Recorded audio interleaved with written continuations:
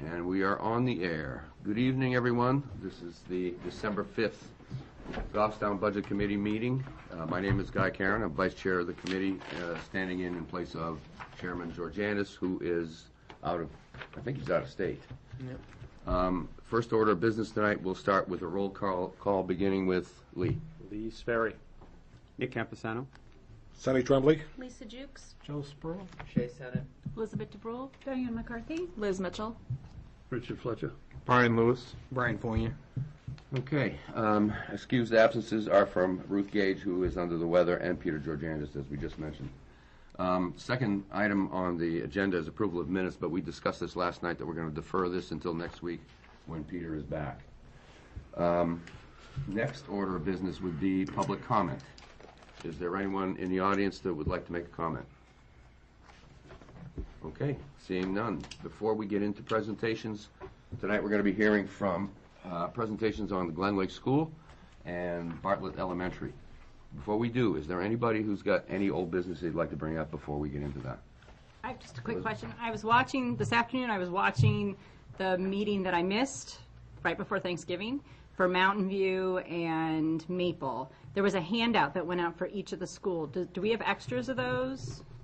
Do you know, or does anybody, can you get us extras? Because obviously I wasn't there, so I don't have the handout. Brian, Peter may have some extra ones, I don't know. I know I hang on to the extra ones. These are my copies, but if you want to... Well, I don't need them right now. If you could just email them to me or something, Okay. That's fine. Here, Dan, I don't want to take yours. Thank you, though. Is there anything else? And I think there are 4 of us who were missing that night, so there's... At the meeting, you also asked the principals for a priority of their needs. In what order? Have we received any of that yet? If we did, Peter's got them. Oh, okay. Okay, and if he doesn't, I'm sure he will. He'll get them before we start deliberations next week. Anything else? Okay, Leslie, Dave, I don't know who's going first. You guys want to flip a coin or duke it out, or? Oh, we have David go first? Sure. Okay, David from Bartlett Elementary.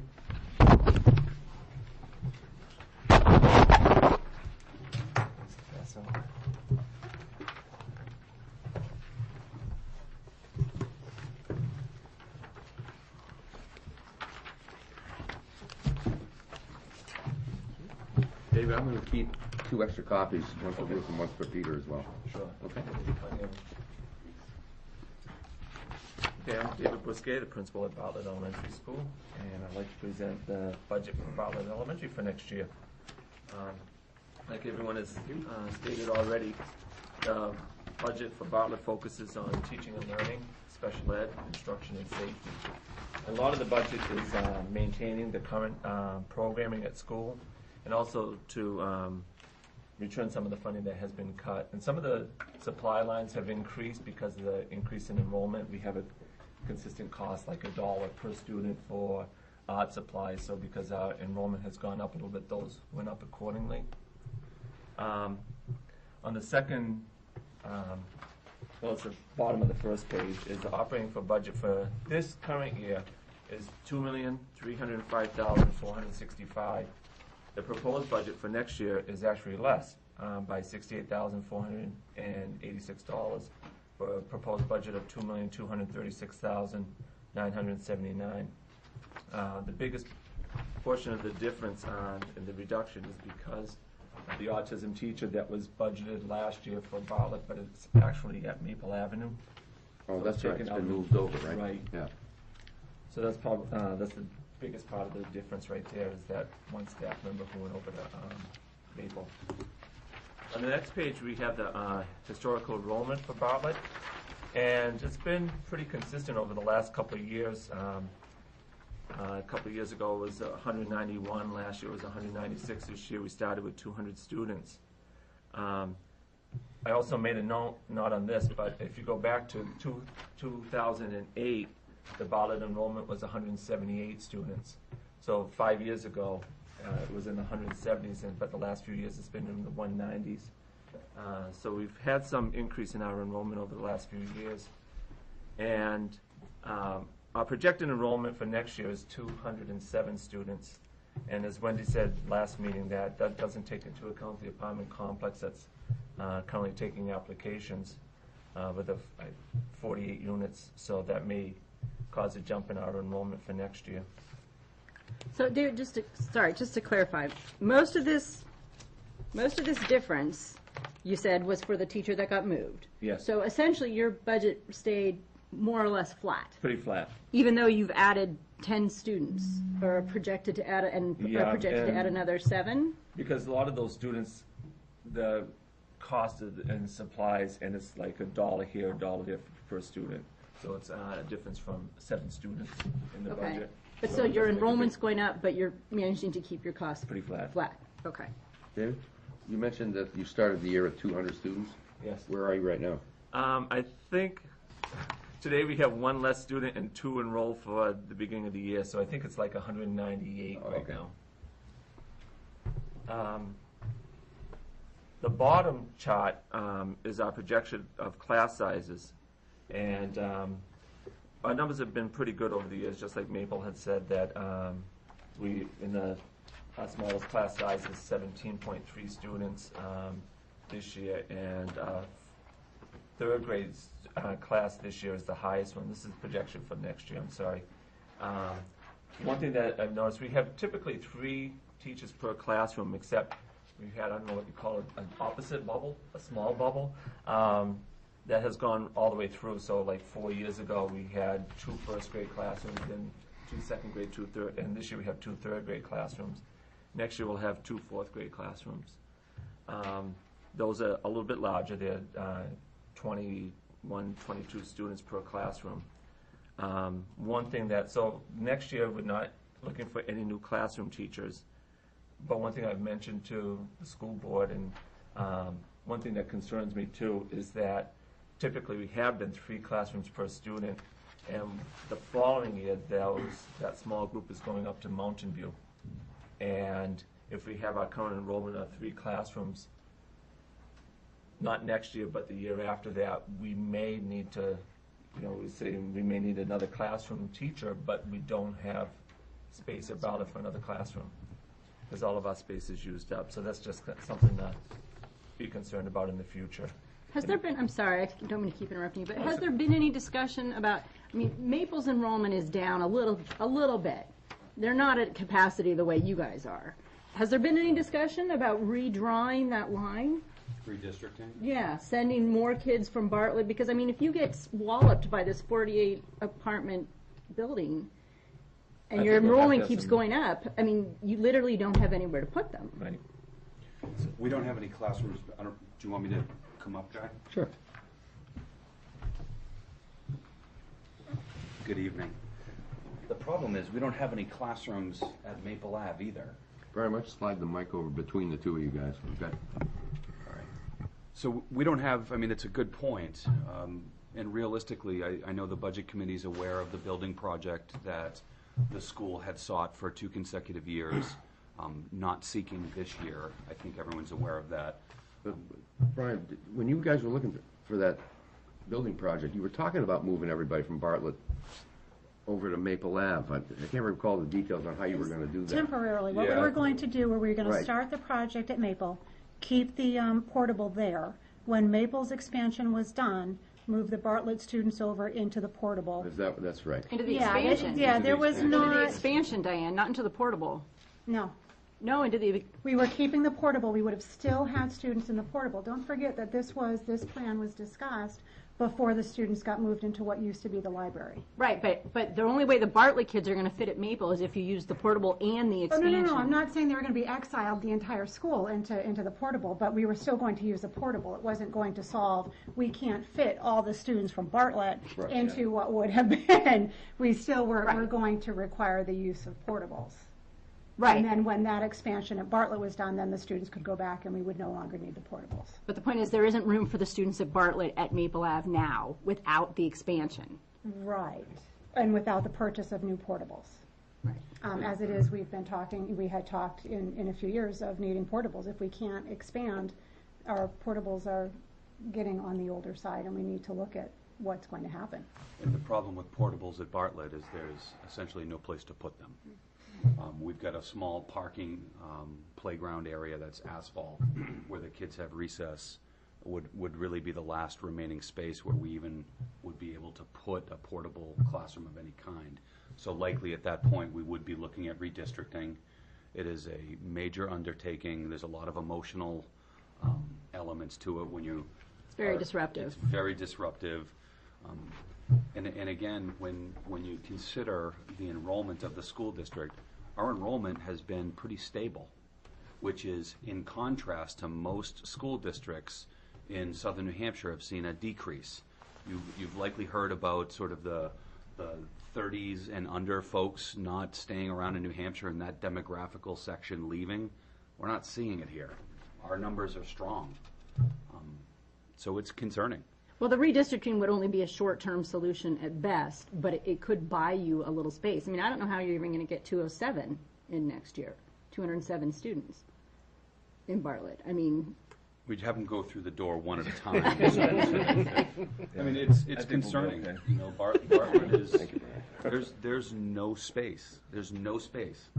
Every closet, every hallway, every nook, every cranny, under stairwells, we have desks and we have kids working with teachers, and it's what we do.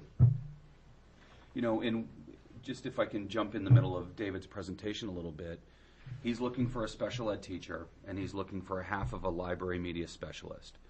The special ed teacher I know you're going to talk about, the library media specialist is a position he had 5 years ago when his enrollment was 170. It got cut. It got cut to half-time. He has a half-time library media specialist now. His enrollment's up 30 or 35.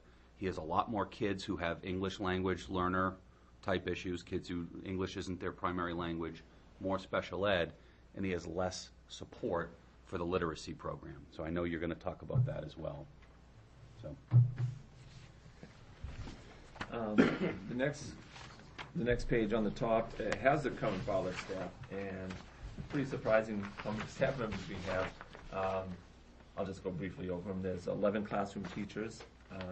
We have 4 special education teachers right now.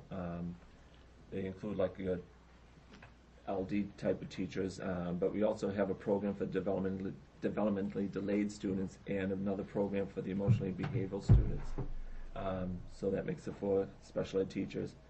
We have OT, which is 8/10 of a time. A lot of these staff members we share with other schools. Speech, we have a school psychologist part-time. We have 2.5 Title I teachers. We have a part-time guidance that we share with Glen Lake. We have a half-time library specialist, a half-time reading specialist, a nurse. We have 7 special ed paras and 1 part-time library para. We have part-time art, music, and PE. We have 1 secretary, and then we have 1 full-time and 2 part-time kitchen staff, and 1 full-time and 1 part-time custodian. So that's pretty much the whole Bartlett staff. What is a Title I teacher? Title I is a grant federal funded program. It's based on, the funding is based on the number of free and reduced lunch students, but it doesn't necessarily support students that are free and reduced lunch. It supports anybody who's below grade level, and we have it both for reading and math. So it's to give those students extra support. And David, just to clarify, one of your special ed teachers is a temporary 1-year position. Right. So when you look at his list of special ed teachers, one of those positions is a temporary 1-year grant-funded position that the board approved because of the student needs. He's budgeting to make that position a permanent budget supported position. It's currently 100% It is. grant funded? Okay. It is. so you're not actually adding to staff, you're just paying for the staff you already have. Right. The grant isn't going to be able to support the position next year, and we would lose that position otherwise. How long has that position been filled? Just 1 year? It's the first year. Okay. Yep. And that brings us to the next slide about Bartlett is asking for additional staff members. I'll go through the list the way it is here. The first one on the list isn't necessarily priority, but is to increase the secretary to full-time. Bartlett used to have, I know when I first started, a full-time, full-year secretary. After she retired, the position went to, they cut the number of days so she wasn't full year. And that's caused a lot of problems that we've talked about in the past, but I'd like to put it back in the budget to have our secretary work a full year. Most of the other schools, I know Glen Lake doesn't, but all the other schools have a principal secretary that works throughout the year, over the summer, 251-day contract, and our secretary works 215 days. So she often doesn't work during vacation times, and most of the summer she doesn't work.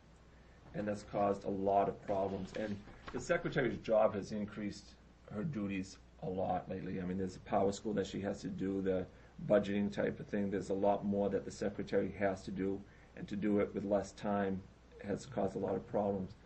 We had a lot of students that enrolled over the summer, and we didn't have the secretary there to enroll them. And I know we try to work out the schedule that I would be working when she wasn't working, but then there were times that we had professional development days or whatever, trainings at the SAU, so I wasn't there.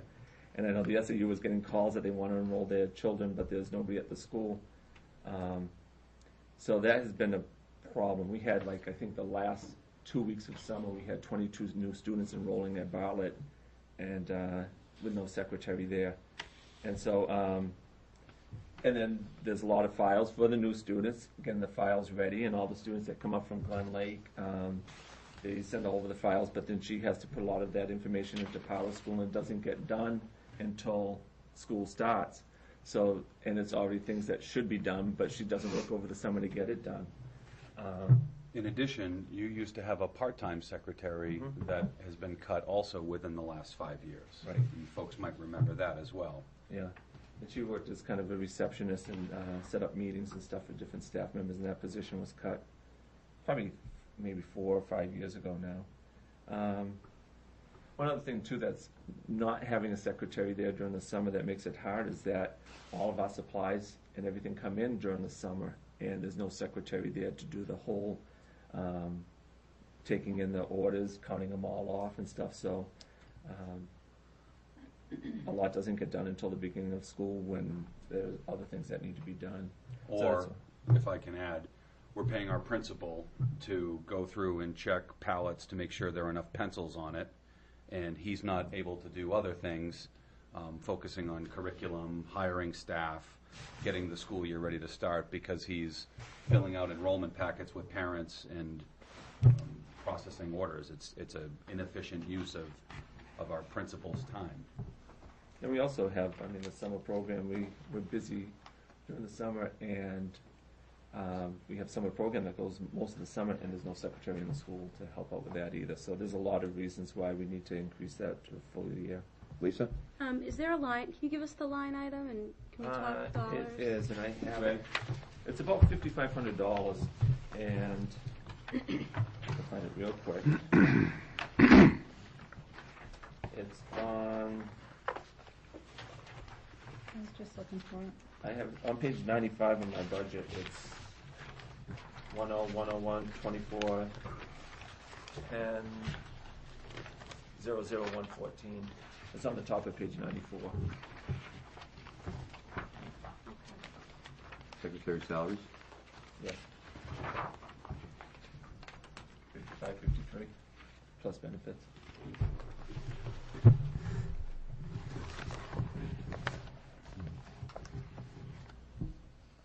David, did you say 2410? Yes. Principal service? 114. I'm looking at it electronically, Ray. So okay. 10101 2410 00114. If you look at that same section, you'll also notice that Mr. Bousquet had asked for an additional part-time secretary back in that we didn't support this year. Not that he doesn't need it, but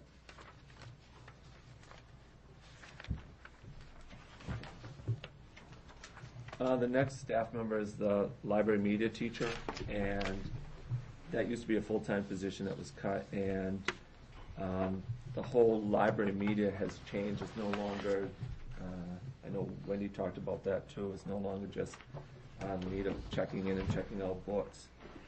The library media specialist has to work on integrating technology into the curriculum. She works on with the classroom teachers on doing research projects. The new assessments are technology-based, computer-based, so the kids, we have a big thing that we need to have, teach keyboarding skills to the students and research skills. All the assessments that we have, the NWA assessment now, but also we're going to have this Smarter Balance assessment is coming. That's all computer-based, and the media specialist should be taking care of that. She does budget, and also we have school-wide reading programs, and the library media specialist kind of should be overseeing those. Right now it falls a lot on the reading specialists and Title I teachers that and we have things going on all the time that should be part of the library media specialist job.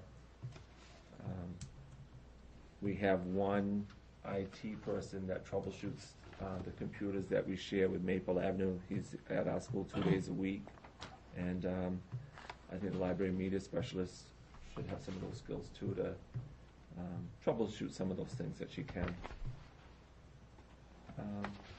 The other one is a special ed teacher, which we currently have, but as Brian said, it's based on the IDA grant, and we'd like to move it to district funds. This teacher works for a district elementary program focusing on students with severe emotional and behavioral difficulties. They're pretty complex students. Right now, he's a case manager for 6 students. Some of them are Bartlett students, some of them are Maple Avenue students, but they're at Bartlett as part of this program. And without this program, their needs are pretty severe. They could be out of district if we didn't have this program. He also supervises paras. He works with some of the students in the classroom based on the needs, but he also gives the support to those students when they're in the regular classroom, mainstreamed in the regular classroom. He's outside with the students during lunch and recess time because some of those unstructured times are more difficult. So we'd like to take that out of the grant and put it in the budget. And if I can add to that, I think the Budget Committee is aware that over the last 5-6 years, we've tried really hard to develop in-district special ed programs, and sometimes it's a moving target because our populations move and shift, but this is an example that our inability to serve one of those kids in the Goffstown schools could create a situation that we have an out-of-district placement, which can be $60,000+ plus a bus for one kid. So when you think about having a teacher who's costing you, $38,000, $37,000 dedicated to 6 or 8 high-intensity special needs students, we really look at that as a cost avoidance model that without being able to provide those services, the district would likely incur significantly. There's just a lot of potential financial exposure for some of these kids, and we do the best we can. Our numbers, if you go back and look at the historical, your out-of-district accounts have gone way down. They were way over $2 million a few years ago, and it's significantly different than it is now. So this is an example of really trying hard to use local resources to offset some of these costs. Our biggest limiter is space. We have a real hard time because some of these kids can't be in regular classrooms and need more isolated, dedicated space. And that's really something we struggle with, particularly at Bartlett, but also at Maple. So without this position, this part of the program could not continue? Right. Okay. I mean, what would we do? We probably would be in a position that we'd have to look at all of those kids and see if we could service them or not. And if we could, basically they would not get the current level of service. What happens then is kids who are doing okay now, a month or two into next school year, aren't doing well because they're not getting the same level of support, the same level of service, and then we end up in a situation that we're not meeting the letter of the law for special ed. What were we doing before? You said this position's only been filled for a year. These kids came up from kindergarten. We had a bubble that came up last year. I think there were about 3 kids who had some rather complex behavioral and social emotional needs that Mrs. Doster and Mrs. Stoyle worked really hard to help them. Sometimes it's easier for kids when they're in kindergarten because it's only a 2.5-hour program. little easier to keep it together. When they're there for the full 6 hours, we often have significantly more issues or struggles with those kids. So without this position having been filled this past year, you might have, what'd you call it, outsourcing? Or Out of district. placed out of kids. district, you would have had to? We think for at least one of them, Yeah. and possibly more. And again, just simple math, the out-of-district placements are extremely expensive and not our preferred model. That is a absolute, we get them by the court, and I think you guys are aware of that. The court can place kids. The school district really has absolutely no say in that. That ends up costing us quite a bit of money. But when we can't meet the needs of kids, or kids are really creating significant disruptions in the school, we really have no choice but to do that, and it really is our last resort. We don't think it's good for kids, we don't think it's good for families, and certainly it's cost prohibitive. Okay. And then I have one more additional staff, and it's right now we have one full-time custodian that works the whole year and one part-time custodian that works typically in the evenings during the school year, and we'd like to increase that part-time custodian to work over the summer. I think on the budget it's like 2531 plus benefits, I guess. So it's about $2,500. The summer is a very busy time for the custodians, and like I said, we only have one custodian. After school gets out and before school starts, he takes all the furniture out of every classroom, he strips down the floor, he waxes the floors, puts all the furniture back in, paints rooms that need to be painted. We have old cabinets and shelves that he paints those and gets them ready. He strips down the gym, he dusts the beams in the gym, and it's all one person doing that. And I mentioned too, we have the summer program that goes typically 4 to 6 weeks over the summer, so we have about 6 classrooms that are typically used during the summer, so he can't be doing that while the summer session's going on. So he gets some done before the summer program starts, and then he has to wait and do some of the painting and stuff like that, and then those few weeks after the summer program, he's got to rush to get all that done too. So we want to give him some support and some help, and increase the number of days of that part-time person so they can help him during the summertime. And that's it for new staff members. And David, if I could just add to the custodial piece, Bartlett's an old school. It's hard to get those older bathrooms and older schools clean. It's really a struggle if you've had the luxury of going to Bartlett. Some of you might have been there yesterday voting. Just getting those bathrooms clean and really taking care of that facility takes longer than something that's newer than the last 50+ years. Stan does a great job. He does. He has to. Yeah, He does. so- He works hard. So I have one other question, I'm sorry. Well, that's okay. Right now, you have a half-time media specialist and a part-time parent educator, like a library aide, basically. So you're asking to increase the library media teacher to full-time and keep the part-time library aide. Yes. Have you thought of doing a swap? I don't think it would pay for the difference in the money. And the library assistant, I know we had the discussions before last week, their role is different. I mean, they are the ones that the kids come in, they check in the books, they check out the books, they take the books out of the shelves and kind of suggest the books. So a lot of times the media person, the para, is at the desk checking in books while the library media specialist has a whole group at the computer lab and doing whole group instruction kind of thing. So there's 2 things going on all the time in the library.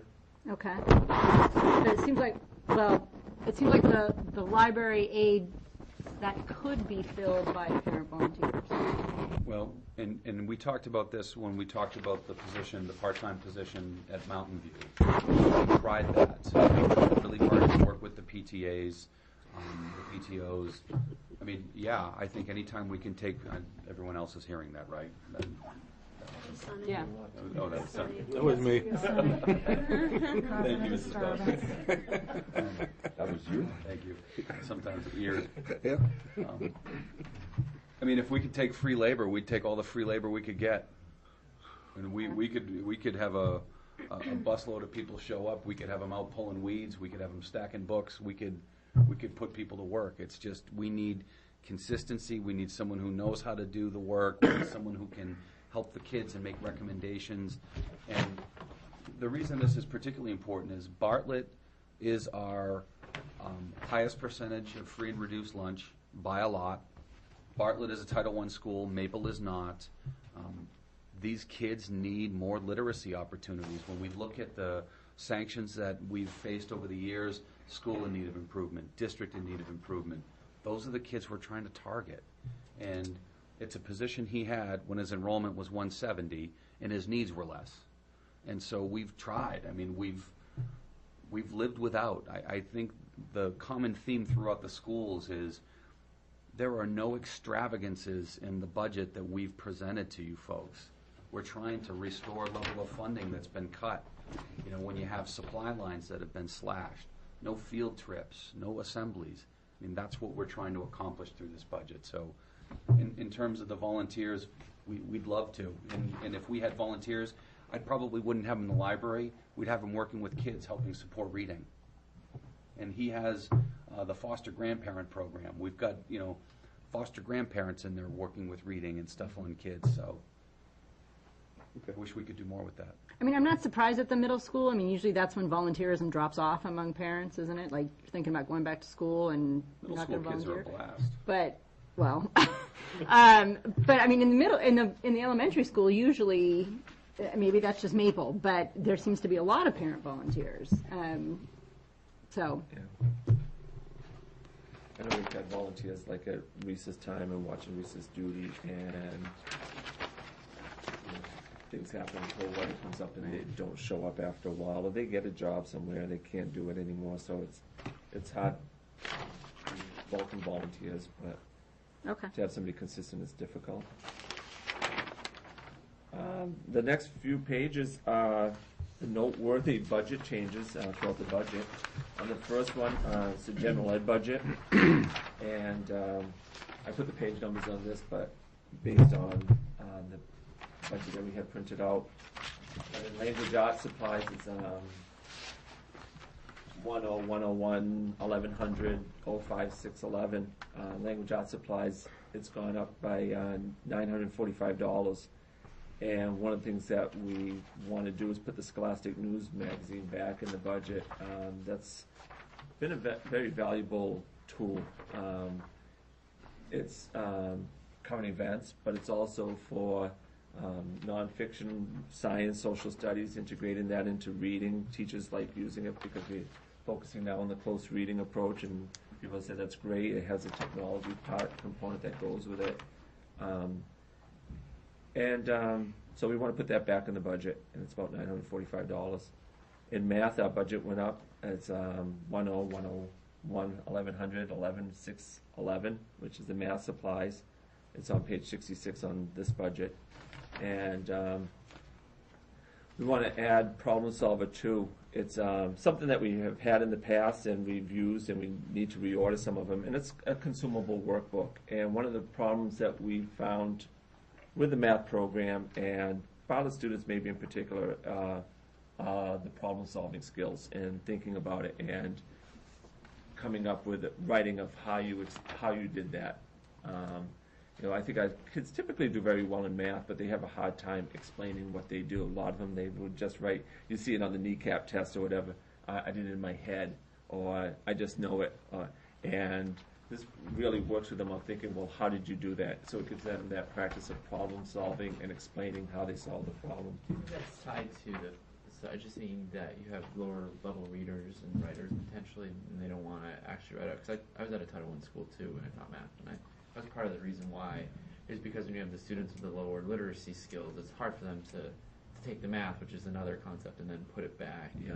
Do you think that's tied? I think that's a big part of it, and I think too because we find at Bartlett the students typically do pretty well with the math, the computation. No worse than anybody else. But they do have a very difficult time with the reading and writing. Yeah. And especially, I think, the writing.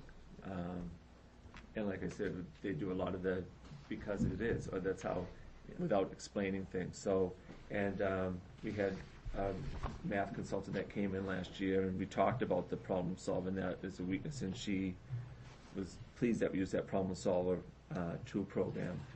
And like I said, we've been using it for a long time, and so we just the consumables, and we're running out, so we need to order some more of those. For 1,100, 18,641 books. That line has gone up by $3,117, and a lot of it is based on the Reading Street's school-wide program, the core reading program, and ordering the consumables for that. We have, this is always a big one, that 1,100, 18,642 electronic information is on page 67, and that's gone up by 1,824. And that's ordering projector bulbs.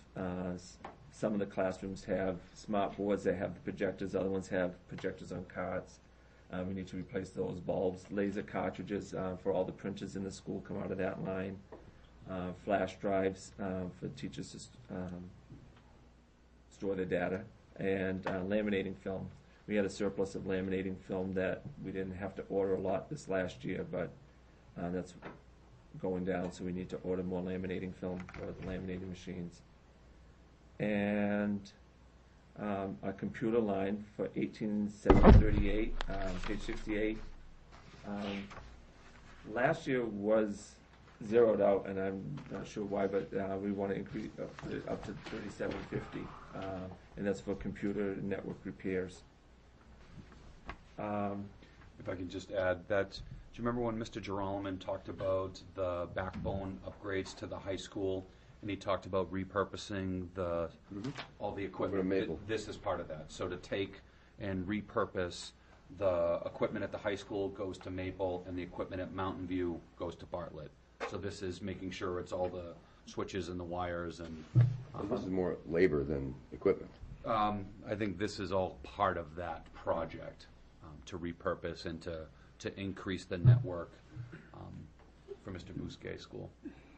The Reading Streets program, that's a significant jump. Is that district-wide?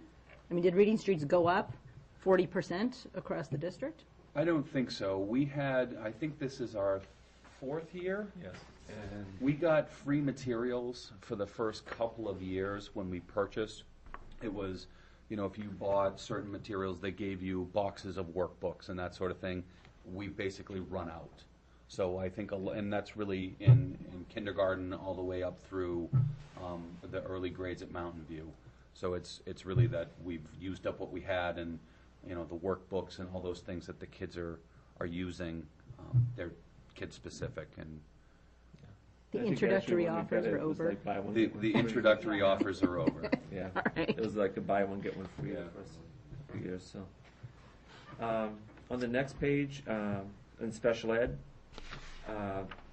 for 1,200, 18,641, page 73, it's books, and that went up substantially by 5,850. And one of the reasons, it's actually not a book, it's a kit, and it's called the Level Literacy Intervention Program. And our program, special ed, has borrowed the program and used it, and successfully with quite a few kids. And it's a intervention program for the lowest achieving students at their grade level.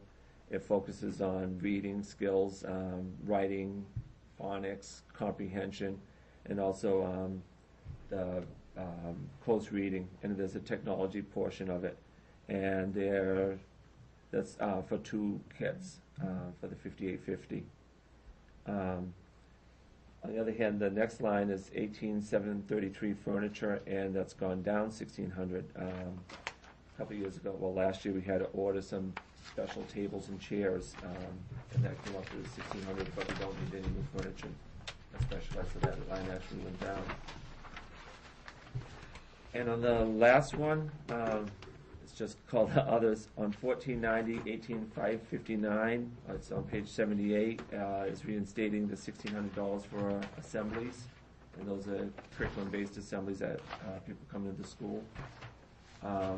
22, 18,641 on page 92 is raising $1,500 more for library books. A few years ago, our budget was, for library books was around $5,000, and then it's gradually been cut until last year it was only $2,000. So we'd like to increase that to replenish some of the library books.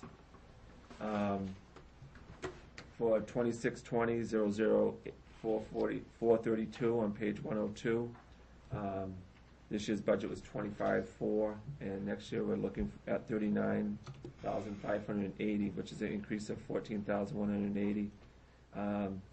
And I know they talked about the doors and stuff like that, but it's actually in our budget this year for the doors, and we're just looking at a good time to put them up, but it's shades for the doors.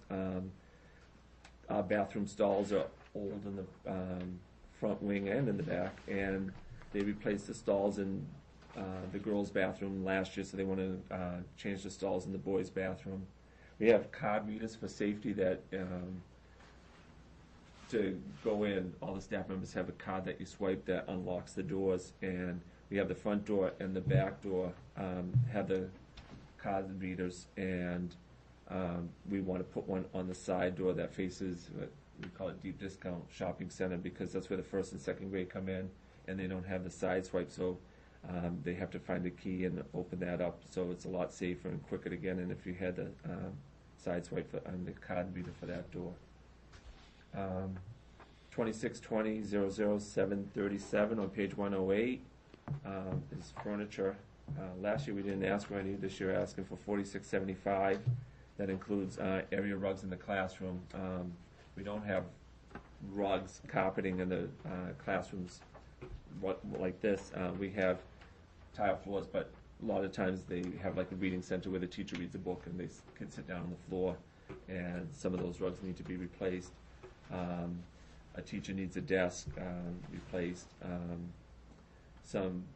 There's a classroom, a fourth grade classroom that has just been taking leftover chairs from everybody, and we'd like to replace the chairs in that classroom. We need to have a classroom teacher that needs a new file cabinet, and like I said, some of the old shelves, Stan paints them every year and they're really old, so we'd like to replace some of those shelves. And then the last one is 2725-2511, which is on page 108. And this year we have $500 for field trip transportation. We'd like to increase it by $2,000 to the $2,500 for providing transportation for field trips for the Bartlett students. Right now the $500 is just for the special ones, like we send some of our strings kids go to concert, like the middle school. We have next week we have fourth graders going to the Roy Apartments. We have every year we send our students to the high school for a holiday concert. So those are the kind of things that $500 pays for right now, but so it doesn't really pay for student field trips. So we'd like to put that in the budget. I have a question. Where would your budget be compared to your current budget if we had not moved that? Was it a sped instructor over to Maple to their budget? Where would you be? Got that right? Yeah, probably be about a plus 60,000. Plus 60. Yeah. That's kind of what I thought. Okay. So basically, your proposed budget, David, is roughly about $60,000 increase over last year. Right? Wait a Sound minute. about right? That doesn't add up. Oh, It's a negative 68 now. How much is that teacher, that special ed teacher that's getting moved over? 34. That's with benefits? Salary and benefits, everything? Is that with benefits and That's just salary. That's just salary? So maybe what, 45? Ray would have a better idea than I would.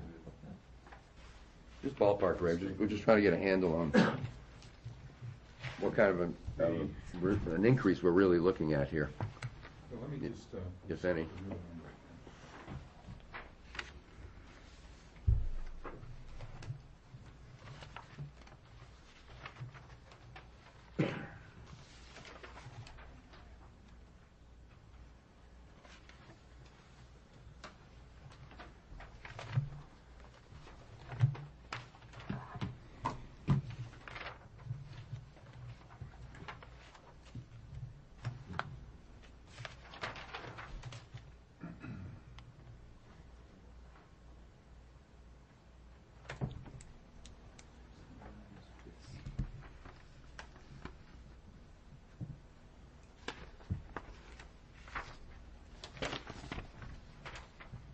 $53,000. About 53. Okay, so he's That still, includes taxes and benefits. he's still down 15,000. He's under this year's budget by 15,000, even if you take that teacher out of the equation. 2298. So, Well, hold on, Elizabeth. Ray, you just told me that without having moved that teacher to Maple, the current proposed Bartlett budget would be roughly 60,000 higher than the current budget, correct? Okay. Or did I If misunderstand? you were to move that teacher back into Bartlett, the one that got transferred, it would be a plus, plus 60,000. The other piece that I think Elizabeth was talking about was the grant-funded teacher now becoming part of the budget. Got it. And what that impact is. That's the 52 that I'm estimating. Okay. So putting both of those together, the 60 and the 52, Yeah, just 112 grand. would be theoretically the increase in the Bartlett budget. Were it not. wait a minute, no, I actually wasn't, I was talking about the teacher moving to Maple Ave. Yeah. I wasn't talking about the grant-funded one. Okay. My question, Elizabeth, to them was, if the teacher had not moved. Right. Okay, they're losing the grant-funded teacher, okay? If the teacher had not moved out of this budget, what would roughly be the delta between the current budget and the proposed budget? And according to Ray, it's about 112, That one No. teacher would be No, about I just said 60. right? The one teacher's about 60. That's the one that shifted. Okay, The grant-funded teacher, Which we now want to pay for, which we now want to pay for. is going to add another, Is going to add another 52,000. Okay. That is in this number. right. But it's in this budget. it's in this. So Okay. the only one we should be I looking see. at is the moving So one. it's roughly 60. So that means that if you put that one back in, his budget is still down $8,000. Okay. Ray, when you say it's still in this number, it's not in the 2000, it's not in the 13-14 operating budget. I'm sorry. No, no. That, the grant-funded teacher is not in the 13-14 operating budget. It's Okay. in the Fund 22 piece, guide. Right. Yeah. Okay. That's where you would see that. All right. Thanks. So my question is, though, if your enrollment's up, you want to add these various positions and these other, almost everything on the list of budget changes was an addition, and you're still $8,000 under where you were this year. We're good. So what got cut? I think a lot of it is under the maintenance lines too, isn't it? Yeah. Yeah. Under We, those, we took, for some of the maintenance things, I think the budget committee remembers that we looked at, for example, camera projects. We cut all those out of this budget. That was to the tune of about 20K, Ray? Does that sound about right? Yeah, it was 20. 20K, because that involved the DVR. David has basically 4 cameras right now, and one of them doesn't work. So we wanted to put cameras around the exterior of the building. That was about, so that project was about 20. Some of the maintenance projects and then maybe some changes in benefits would probably make up the difference. Yeah. Does that Okay. sound? And there were some one-time expenditures last year that you don't have this year. I was gonna say Okay. like the building repairs, I remember the Right. doors were in there for last year, so Yep. that was pretty expensive Okay. last year. So there's a lot of the building repairs that were in there. We had new sinks put in the classrooms at the elementary, the main floor had new sinks put in. So those were all in last year's budget. Okay. Okay. Questions for Dave or Brian? No? Thank you very much. Nice Turn it job. over to Mrs. Dostner and I believe Mrs. Stoyle as well. So, this is all the maintenance, what they cut out. Yes. So how are they gonna do snow removal one? They don't have a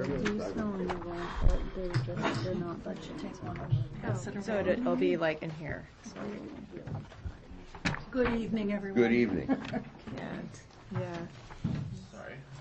I'm going to take one and pass it around kindergarten style. And if we can, and if you have no objection, as you go through your presentation, if we have questions in the middle of your presentation, please raise your hand, I'll recognize you, and we'll go. That way there we don't tend to forget what we wanted to ask by the time it's over. I think mine will actually be pretty quick. Are you passing? Oh. Yeah, they're coming. I think there's enough extra there, Guy, you can I can keep take it for the. for Ruth. Okay. Yeah. Like, be there. They will.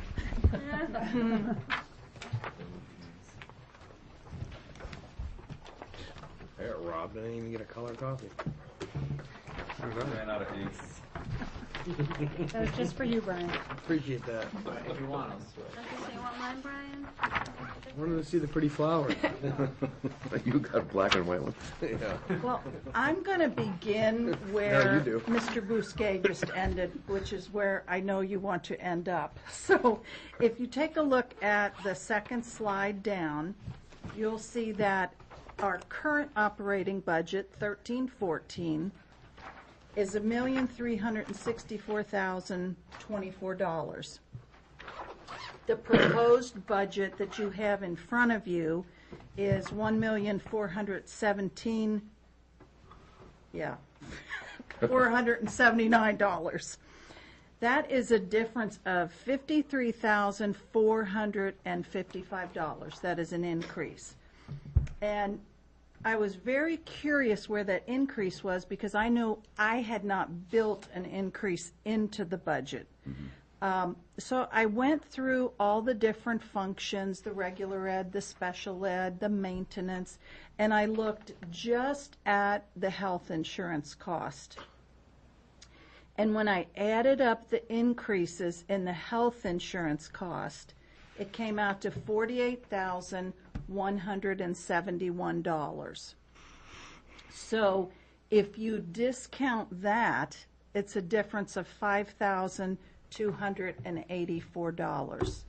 If I had looked at workman's comp, there were increases. If I had looked at dental, there were increases. So if I had actually looked beyond the health care increases, I'm going to say this is within about maybe $2,000 of a completely flat budget, that which I have any control over what goes into the budget.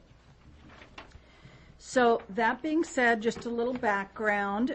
We have a current enrollment of 175 students, 57 preschool students in 5 sessions, 3-year-old classes of 10 children and 4-year-old classes of 14 children.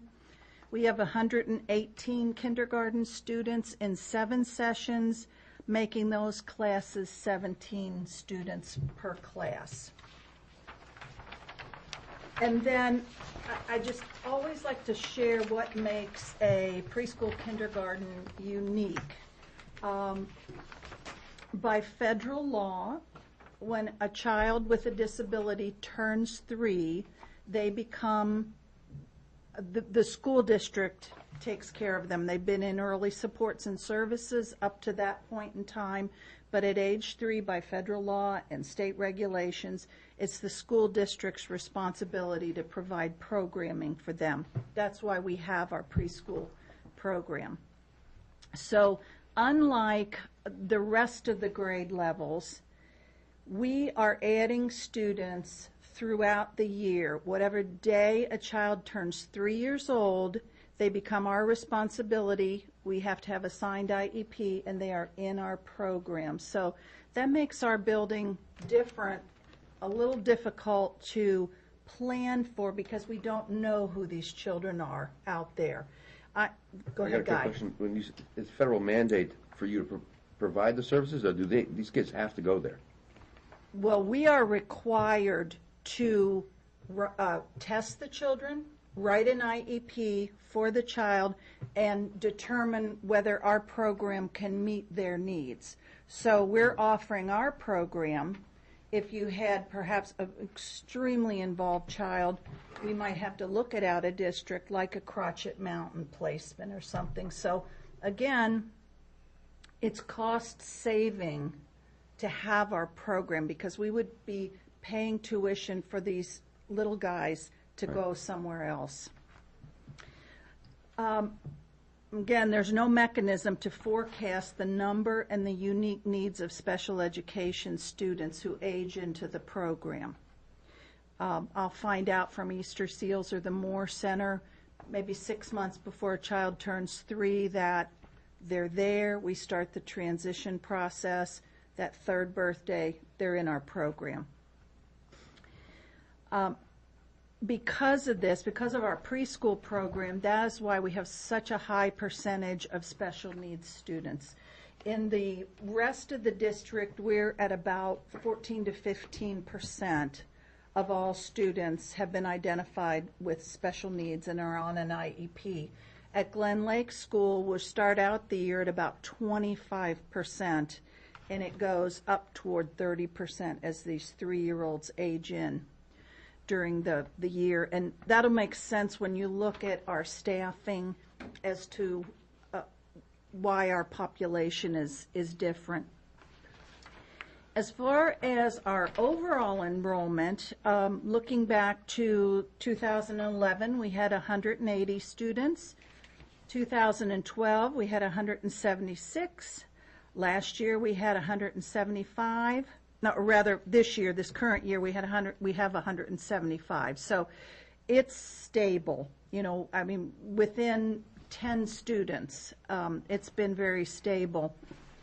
We will also undoubtedly see some sort of increase from the apartment buildings that are going in Pinardville, because if they're going to Bartlett and they're kindergarten age, they're coming to us. So, but if we gained even 4 or 5 children from that, that's easily kept within the staffing that we have. So then looking at our staffing overview, we currently have 3.5 teachers teaching kindergarten, the 7 sessions, 2.5 teachers teaching preschool. So obviously one of our teachers is split. He teaches kindergarten in the morning, he teaches preschool in the afternoon. We have total 4.6 special educators, and included in that we have full-time occupational therapist, we have 1 6/10 speech pathologist, we have an autism support teacher, and we have a regular special education teacher. We currently have 13 children with medical diagnoses of autism at Glen Lake School. So one of our special education teachers has taken a lot of advanced training in the field of autism support, and she case manages these 13 children. She provides direct service to them, and her whole job is with that part of our population. Our other special education teacher case manages our kindergarten population, as well as providing RTI, the response to intervention, for any of our struggling kindergarten students. Our goal, and I will say, looking at the presentations that we did for the school board C&E committee in terms of where our children are coming out of kindergarten and how they're entering first grade, I'm very proud of our staff. I'm very proud of our teachers. We have a half-day program, and a lot of the nation has a full-day kindergarten program, and the testing that our children are taking, this is nationwide. So it's how do our children rank against many, many, many children who are in a full-day program. And over 90% of the children that are leaving Glen Lake School are at or above grade level expectations entering first grade. So, yeah. So, kudos to our staff. Yep. We share a guidance counselor with Bartlett School. She's with us on Fridays and provides a whole class guidance group for our children working on those social skills and behavioral skills. We have 11 paras. Part of them are 27 hours a week, which is part-time, and that's because our preschool program runs 4 days a week. And then those that work in the kindergarten are there a full 32 and a half hours. So it's 11 paras filling 10 full-time positions. I point that out and talking about the number of children with autism we have, the high percentage of special needs children, that's why you're seeing such a high number. It's not a change, but just to explain, that you're like, ooh, it's a lot of para-educators you have there. But first of all, think about what 3-year-olds are like, even if they don't have disabilities. Then add that on, and you know why you need a lot of hands. We have a full-time RN. We do have several very medically fragile children. We have our one full-time secretary, Gail Kenny, who does a fabulous job, myself, and we have a half-time custodian. So that's our current staffing, that's been our staffing, and we're not asking for anything else. Just curious, real quick, the guidance counselor that you share with Bartlett, Yep. is that in your budget or is that in David's budget? Actually, I think it's split. So It's split? it's, Okay. yeah. Based on the percentage of time. Okay. So having said that, you probably find a difference of about $2,000 throughout the entire budget. There are small increases and small decreases. Any line that is in our current 13-14 budget that was cut last year to get to the default number, it was all our consumable supplies were cut by 10%. That's put back in. So you'll see, if it was $450 that I asked for last year, but I got $405 because of the 10%, it's back at $450. Okay. And then in other lines, you'll see some very small increases, and again, that's due to actual cost, just inflation. Noteworthy changes. There aren't a lot. Line 1116, 651 on page 158.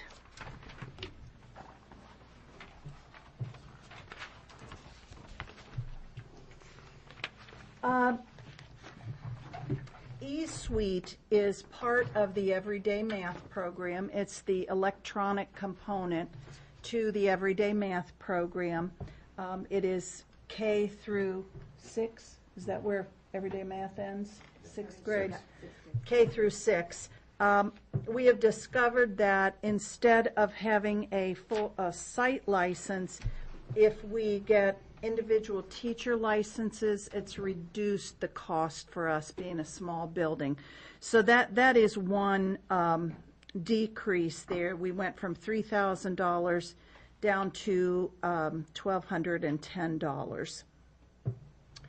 And then kind of offsetting that on page 175, 2212, 18641. And this is literacy materials. There is a new Reading Street edition, the 2013 Reading Street edition. We received one teacher copy at no cost, and they've been using it and sort of piloting it this year. It really gives us a lot more in terms of one of our initiatives in literacy is close reading, reading for comprehension and so forth. This 2013 edition really speaks to that. So after the teachers have tried it out, they really feel like we could do an even better job with that edition. So if you look at, that's an increase of $1,685, but it's offset by the decrease in the eSuite. So even if we are allowed to keep that in with the decrease in the math for the eSuite, it's still an overall decrease of $105 in our two curriculum areas. And then really only two other areas. on page 183, and it goes into page 184.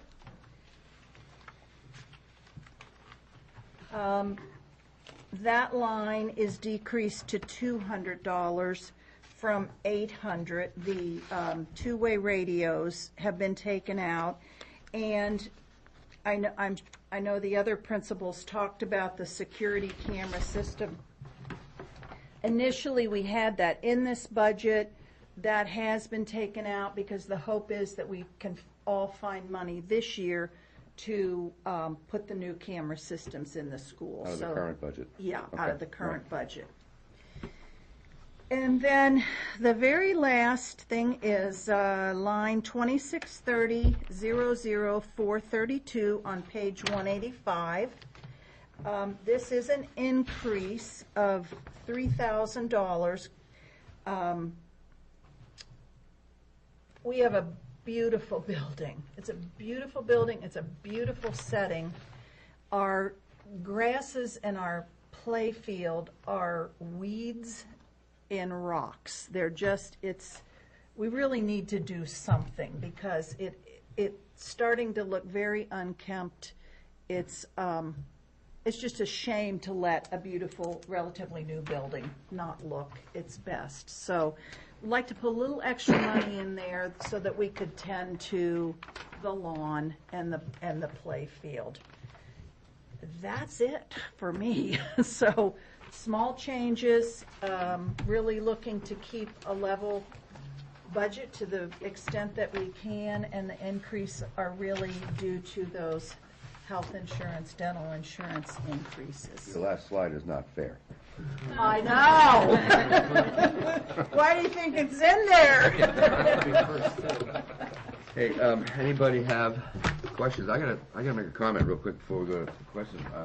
You guys really tighten your belts and sharpen your pencils on these things, from what I can see here. I mean, we're gonna be looking at them in detail Yeah. before we deliberate next week, but looks like you guys did some really nice work. Thank you. Questions? Comments? You mean in general or for Leslie? Well, for Leslie, well, she's here.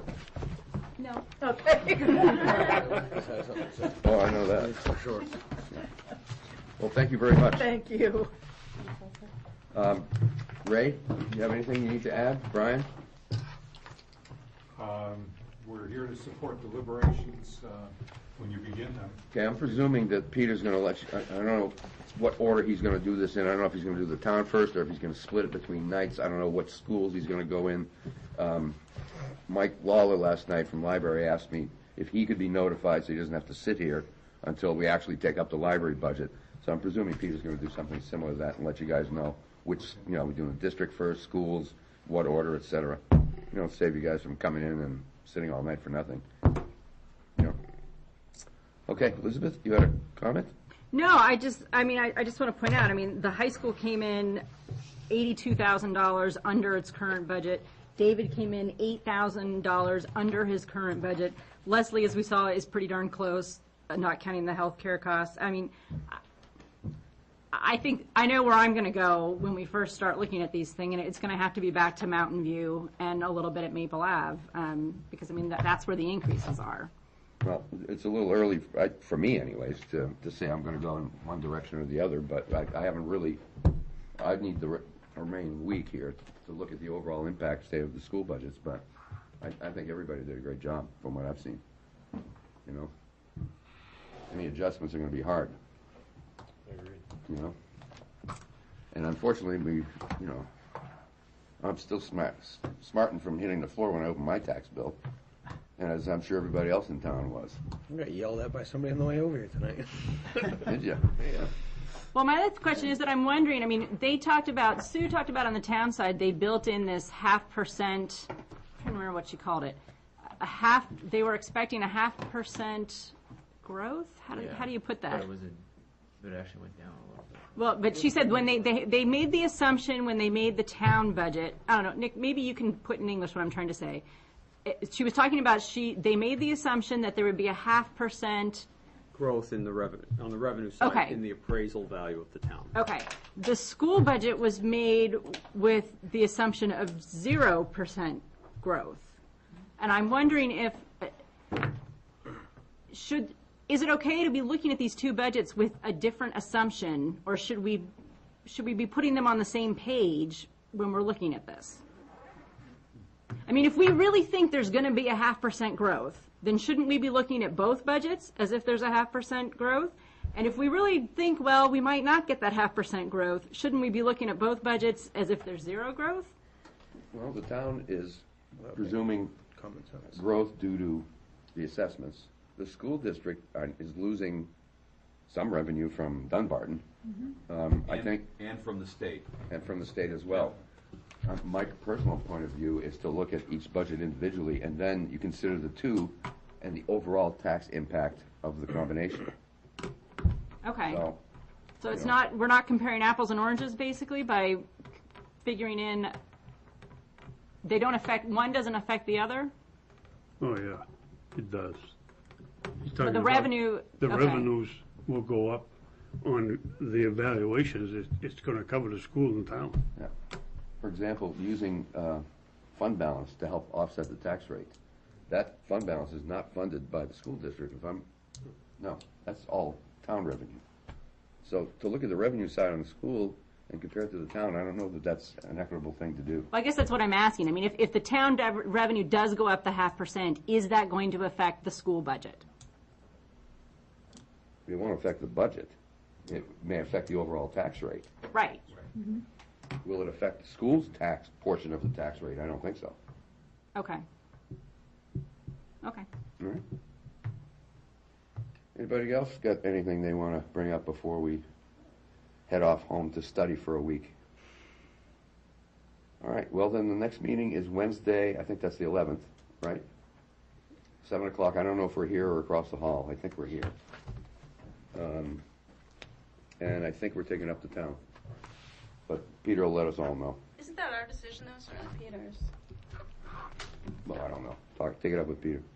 I thought it had been I agreed thought we upon voted on it or something. previously that Wednesday was the town and Thursdays Yeah. were the school. I don't remember. I mean, not that can't change, but I It's thought, his, Diane, take it up with him. we have New Boston I don't School want to take it Board up with in anyone. 11. is that a Thursday or a That's Wednesday? the Wednesday. You have him in Boston? We have New Boston School Then Board. we're going to see you on the 12th then, I'm sure. Yeah. School is on Thursday. Yeah, that's Okay, that's so my town understanding. first? Town is on So, Wednesday. according to the calendar, that's the way he had it set up. Okay. Anything else? Mr. Fournier? Motion to adjourn. There's a motion on the floor to adjourn, seconded by Lee. All in favor? Aye. Opposed? That's it. We're adjourned.